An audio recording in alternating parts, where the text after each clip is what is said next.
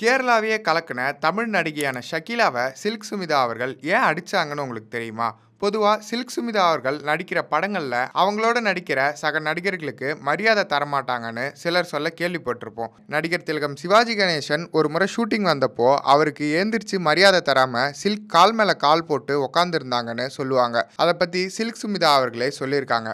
அவரு அவ்வளோ பெரிய நடிகர். அவர் வரப்போ நான் அரைகுறையா ட்ரெஸ் போட்டு உக்காந்துருந்தேன். அதோட ஏந்திரிச்சு நின்னா அவருக்கு மரியாதை குறைவா இருக்கும்னு தான் நான் ஏந்திரிக்கலன்னு சொன்னாங்க. இதே மாதிரி சில்க் அவர்களும் ஷக்கீலா அவர்களும் சேர்ந்து ஒரு படத்துல நடிக்கிறப்போ உடம்புல டவல் மட்டும் கட்டிட்டு நடிக்கிற மாதிரி ஒரு ஷாட்ல ஷக்கீலா அவர்களை சில்க் நிஜமாவே அடிக்க அதை எதிர்பார்க்காத ஷக்கீலா அழ ஆரம்பிச்சிட்டாங்க. அதுக்கப்புறம் சில்க் அவர்களோட பேசாமலே அவங்க அந்த படத்துல நடிக்க சில்க் அவர்கள் ஷக்கீலா கிட்ட உங்ககிட்ட கொஞ்சம் பேசணும் அப்படின்னு சொல்லி தனியா கூப்பிட்டாங்க.